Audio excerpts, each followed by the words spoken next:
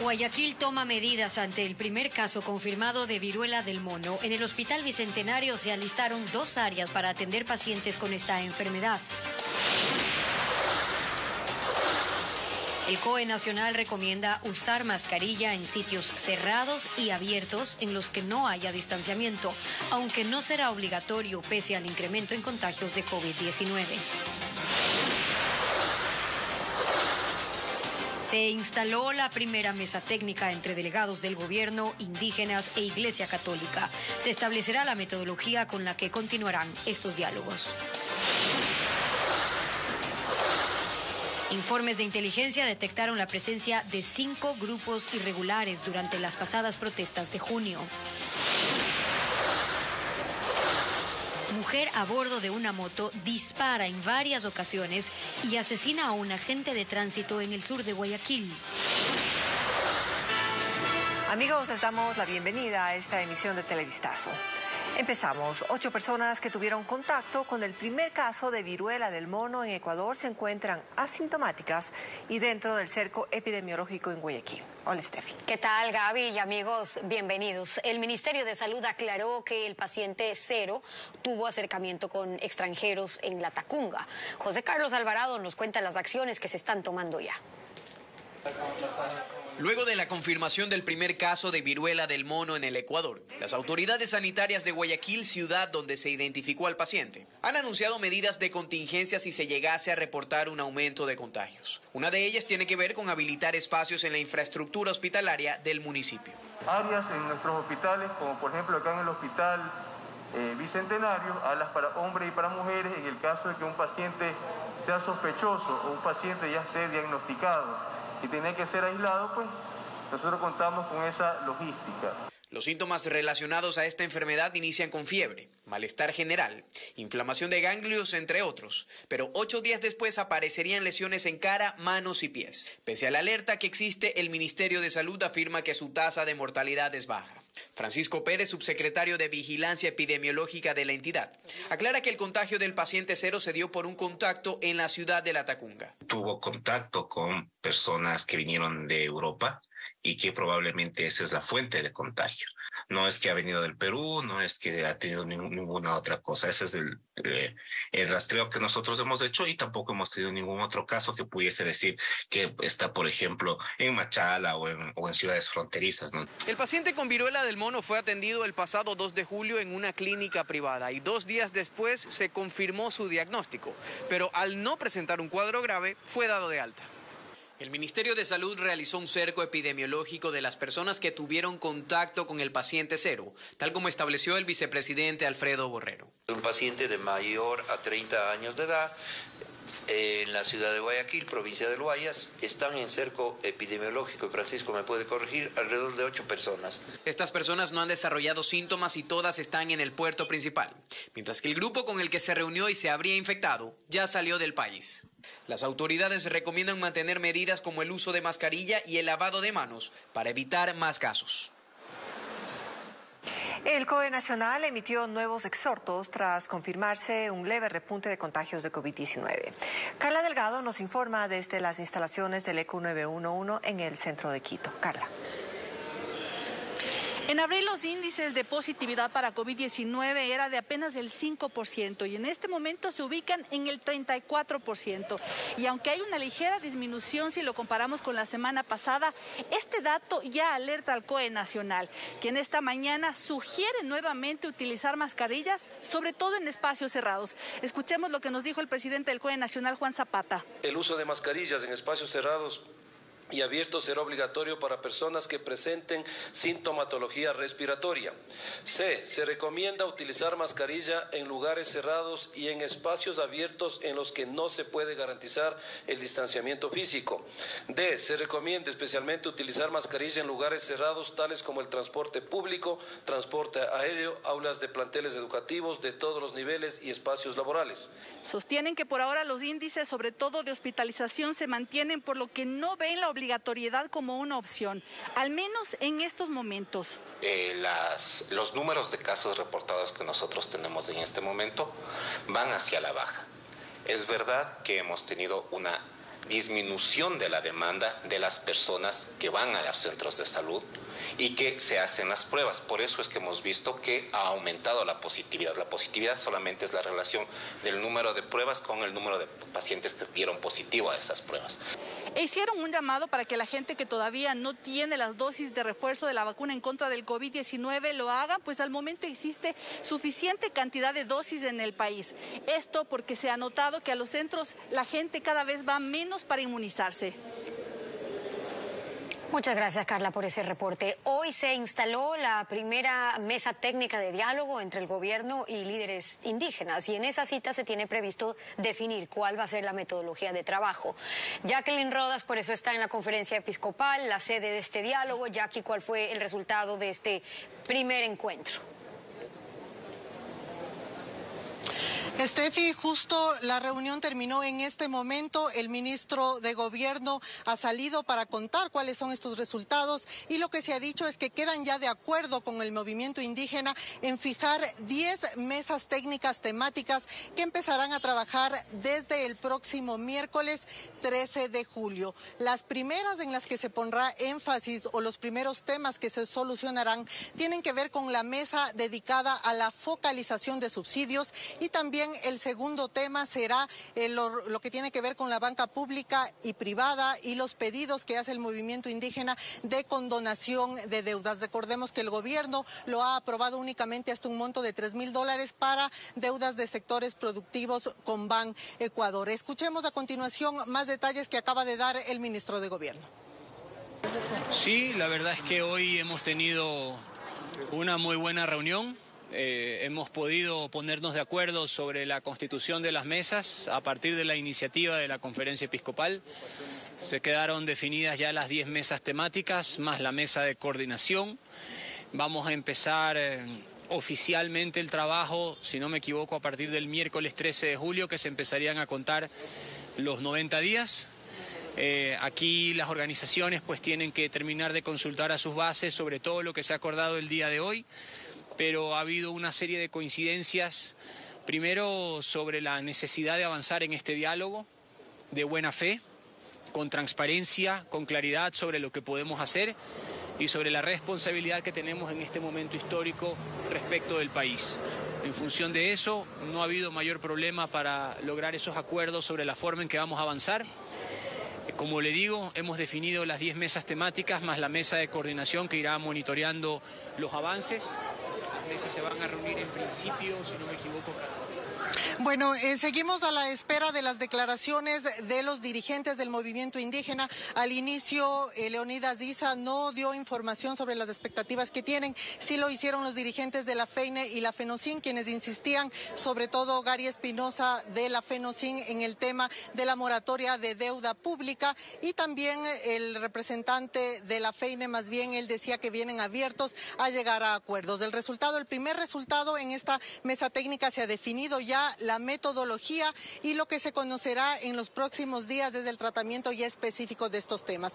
Como ha dicho el ministro, el miércoles 10 de julio empiezan las reuniones ya de las mesas temáticas, que serán 10 mesas. La primera tendrá que ver con la focalización de los subsidios. Escuchemos un poco las expectativas que expresaron ellos al inicio.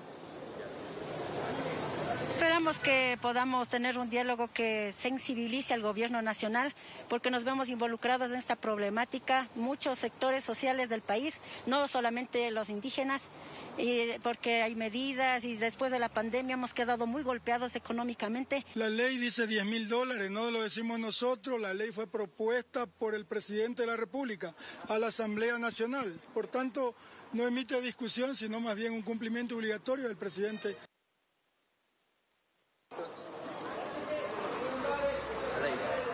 Seguimos entonces pendientes de las declaraciones que darán los líderes del movimiento indígena para conocer cuáles son un poco las apreciaciones de ellos. El ministro ha dicho que ha sido una reunión tranquila y que han llegado a estos primeros acuerdos. Gaby, sigues con más. Jackie, por ese informe. Para la exministra de Gobierno, María Paula Romo, las mesas de diálogo no deben garantizar la impunidad de los autores de la violencia durante las manifestaciones de junio. Esto mientras en la Asamblea se exhortó a la Defensoría del Pueblo a que conforme una comisión que investigue presuntos abusos de la fuerza pública contra los manifestantes. A propósito de los diálogos entre el gobierno y las organizaciones que se movilizaron 18 días en junio, la exministra de Gobierno María Paula Romo considera que en esas mesas se tiene que separar las demandas legítimas de otros asuntos. De los delitos que se cometieron y también de los intentos de desestabilización política, que son agendas innegables del correísmo de los últimos años, a las que lamentablemente se ha sumado un sector importante del movimiento indígena. Los últimos movimientos políticos apuntan a seguir el mismo camino que en el 2019. Igual que entonces, la Asamblea ya exhortó a la Defensoría del Pueblo para que conforme una comisión que analice los hechos ocurridos durante las protestas.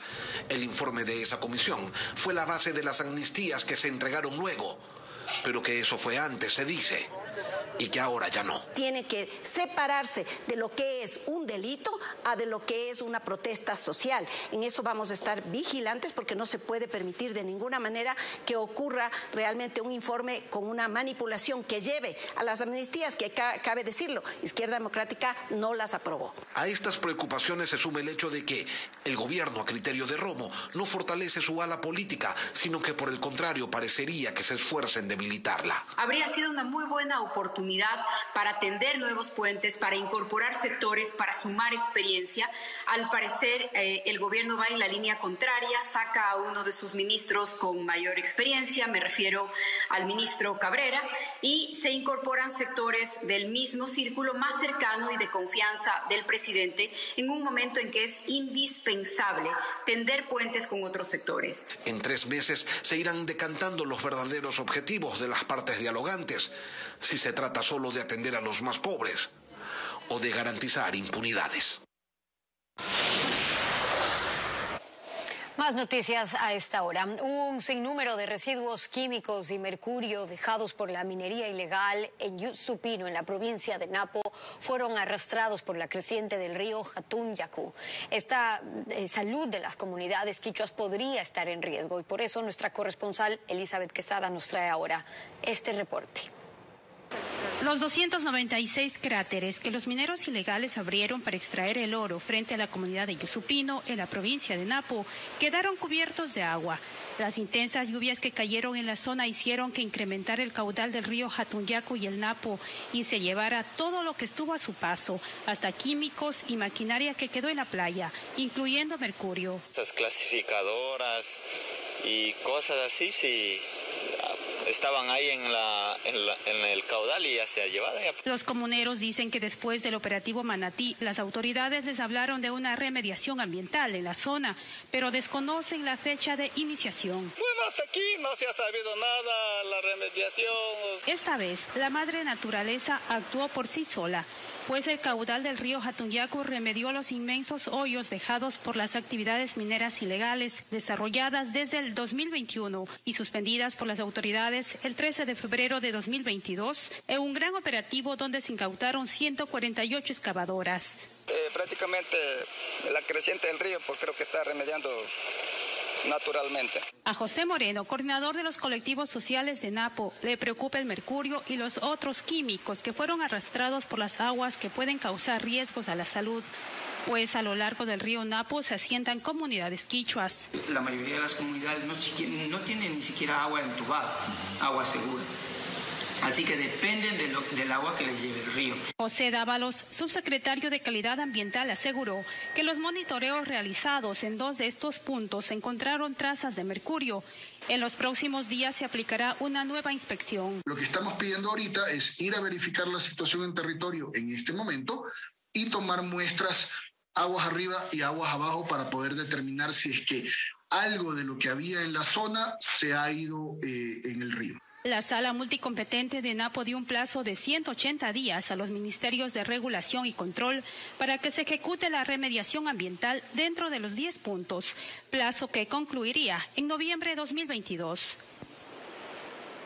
Y una penosa noticia: en el volcán Chimborazo, una avalancha cayó sobre una pareja de canadienses que realizaba andinismo. La mujer de 25 años murió, mientras que el hombre quedó herido. Nuestro corresponsal Ángel Pilatuña nos tiene un informe.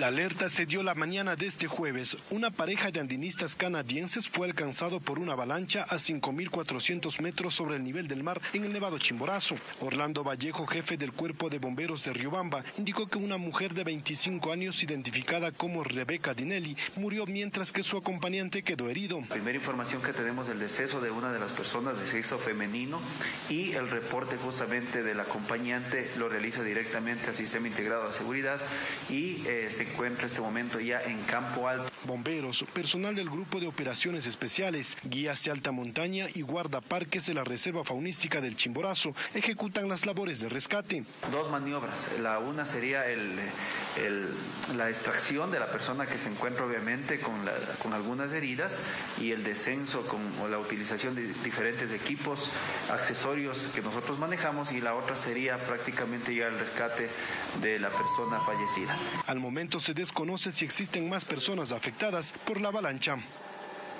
Y el equipo técnico de la Asamblea confirmó ante el Pleno que no hubo acceso externo al sistema del legislativo a la hora de la votación para la destitución del presidente de la República. Sin embargo, sí se usaron las credenciales de 4 legisladores desde un solo lugar.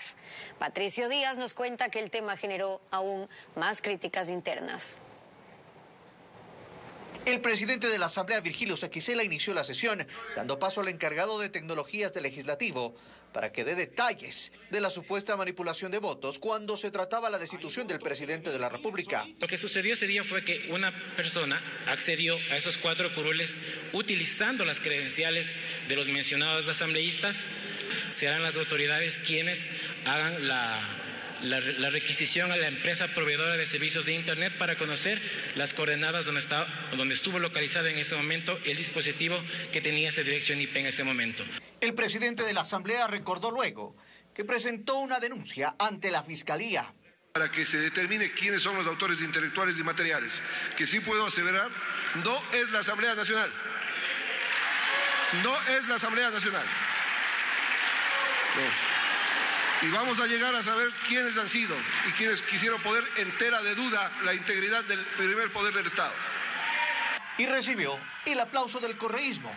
No dio paso a pedidos de información ni puntos de orden sobre el tema, porque dijo no correspondía.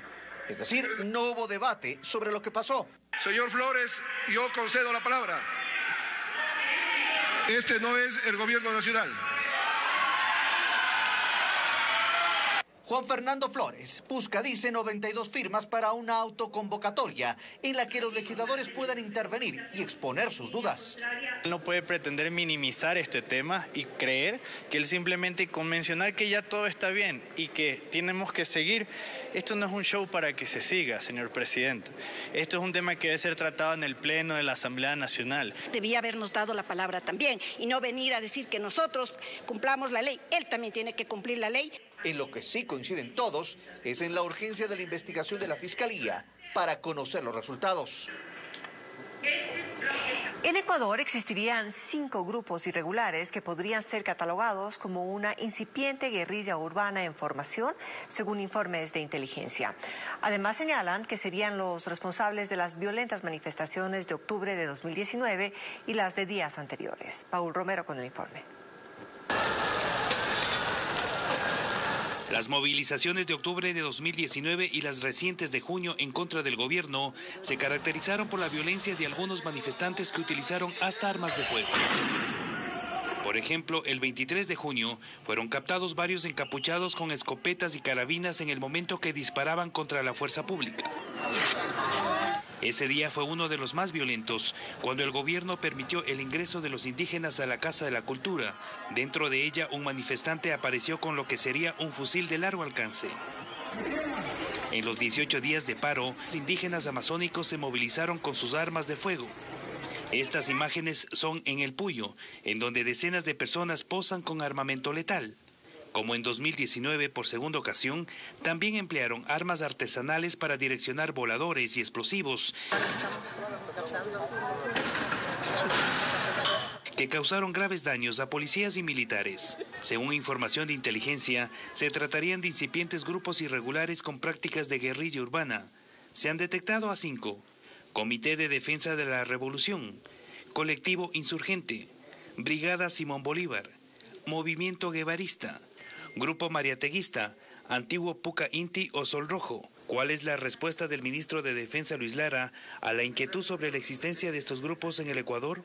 He escuchado que han hablado sobre guerrilla urbana. No hay cómo darle estatus de guerrilla urbana a delincuentes que han estado actuando.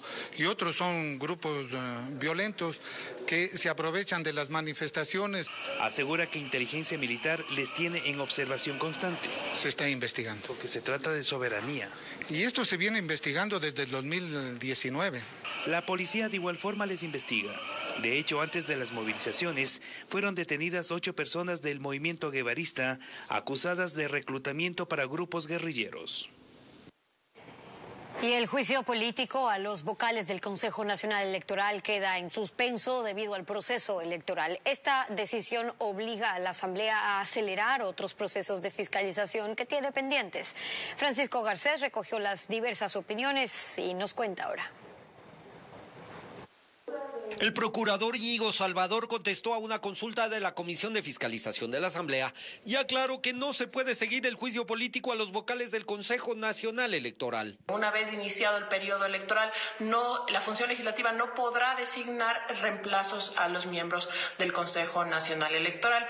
Mario Ruiz fue uno de los legisladores que acusó a los miembros del CNE de incumplimiento de funciones por las dudas en el manejo de las pasadas elecciones presidenciales, entre otros temas. Esperamos que hoy reivindiquen su actuación y se pueda realizar un proceso electoral transparente. La suspensión de este proceso hace, en cambio, que otros juicios se apresuren. Corresponde a la Comisión de Fiscalización, y que es su trabajo, iniciar el proceso de juicio político del Consejo Nacional de la Judicatura, que es en el orden en el que se aprobó y que está en la comisión. Ese juicio ahora es prioridad para la Asamblea, sobre todo después de que se conocieron las gestiones que se habrían hecho desde ese organismo para favorecer a la expresidenta del Legislativo, Guadalupe Llori, en su intención de mantenerse al frente de la Asamblea. Es fundamental con lo que ha pasado, con esos audios que están pasando hoy en el país y que quisieron burlarse de esta asamblea, que quisieron tener de rodillas de esta asamblea. Y luego se sustanciarán 2 juicios contra los miembros del Consejo de Participación.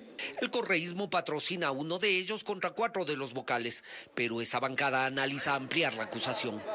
Trabaja como un ente colegiado y no se puede decir tú sí, tú no. Yo creo que deberían ser los 7 que sean llamados a juicio político. Así, los juicios políticos se reactivan en la agenda legislativa, a la que se sumarán también los anunciados contra el ministro de Defensa, Luis Lara, y el del Interior, Patricio Carrillo, por las protestas de junio.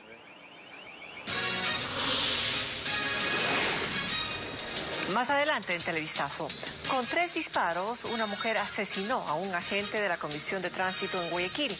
Habitantes vieron cómo ella sacó el arma y disparó. Más noticias. La violencia no encuentra límites en Guayaquil. La policía ahora está tras la búsqueda de una mujer que habría asesinado a un agente de la Comisión de Tránsito del Ecuador anoche en el sector de las Malvinas. Tenemos un reporte de este caso. Esta vez la policía está tras la pista de una mujer acusada de asesinar a un agente de la Comisión de Tránsito del Ecuador. El crimen ocurrió anoche en el sector de las Malvinas, en el sur de Guayaquil. Según información preliminar, el hombre de 31 años estaba conversando con ella sobre una vereda. En ese momento la mujer sacó un arma y le disparó en al menos 3 ocasiones. Luego se subió a otra motocicleta conducida por un sujeto y huyó. La mayoría de moradores manifiestan que efectivamente le habían querido robar, que el señor vigilante había estado conversando con la señorita, que saca a relucir un arma de fuego y procede a realizar las respectivas detonaciones en la humanidad del señor. Entonces manejamos la hipótesis de sicariato. El cuerpo de Luis Alberto Hinojosa quedó sobre la calzada, hasta donde llegó personal de criminalística para recoger evidencias. Una de las hipótesis de los agentes es que las organizaciones hasta ahora seleccionan a mujeres para cometer estos hechos. Como estamos haciendo controles rutinarios todos los días de 2 personas de sexo masculino en moto por el operativo Ordenanza. Entonces ya están optando por que las mujeres sean las que procedan a realizar las detonaciones o los hechos delictivos. Pero esa no fue la única muerte violenta en el puerto principal. Horas antes, en el suburbio de Guayaquil, un grupo de cangrejeros dio la alerta de un cadáver maniatado y embalado que flotaba en el estero Salado. También en el noroeste, en el bloque 4 de Flor de Bastión, un hombre fue baleado por sujetos que iban en 2 motos. Con estos hechos, la cifra de crímenes en Guayaquil, Durán y San Borondón suma 713 casos en lo que va del año. 8 personas fueron detenidas tras un operativo ejecutado esta madrugada en Guayaquil. La policía los acusa de formar parte de una organización dedicada a los robos, tenencia de armas y venta de objetos. Merlin Ochoa nos informa que esa red delinquía no solo en el puerto principal, sino también en el Cantón Durán. Los 8 allanamientos se realizaron simultáneamente en Guayaquil y Durán, provincia del Guayas. Los acusados aprovechaban las horas pico para embarcarse en buses urbanos llenos. Allí identificaban a sus víctimas, las rodeaban y mientras unos las distraían, los otros robaban las pertenencias. El modus operandi era también, aparte de la amenaza con armas de fuego, también el arranche, las personas al descuido, sustraerles sus objetos, más que todo celulares. Luego del operativo, 8 personas quedaron detenidas. Todas tienen antecedentes penales. Por ejemplo, uno de ellos fue capturado 10 veces, otros 7 y hasta en 5 ocasiones por delitos relacionados al robo. Por el lapso de 4 meses de tareas investigativas, permitiendo identificar a esta organización que mantenía en zozobra a la ciudadanía que transitan en los corredores viales y paradas de buses en los cantones de Guayaquil y Durán. La policía asegura que se trata de una estructura delictiva conformada por 4 mujeres y 4 hombres, quienes se dedicaban al asalto de personas, tenencia ilegal de armas de fuego, receptación y comercialización de objetos robados. Como indicio de este operativo tenemos 45 terminales móviles, tenemos una tablet, 8 tarjetas bancarias. Los operativos se extendieron hasta el sector de la Bahía, un lugar comercial tradicional del puerto principal, pues los agentes presumen que ahí se vendía de forma ilegal gran parte de lo sustraído. Y la violencia criminal continúa extendiéndose en Manabí. Anoche un hombre de 35 años fue asesinado en el barrio Córdoba, en la ciudad de Manta, y según información preliminar, la víctima estaba en su carro, estaba junto a su novia, y al bajarse del vehículo es interceptado por varios sujetos que le dispararon en al menos 3 ocasiones. En este sector hay cámaras de seguridad. Estos videos van a ser claves para poder identificar el auto en el que se estaban movilizando los responsables. La señora... Y los crímenes siguen imparables. También en Santa Elena, dentro de un edificio en Salinas, la policía halló el cuerpo de un hombre de 64 años. Los moradores alertaron a los uniformados sobre malos olores que salían de un inmueble, por lo que se realizó la inspección del sitio y se encontró un cadáver.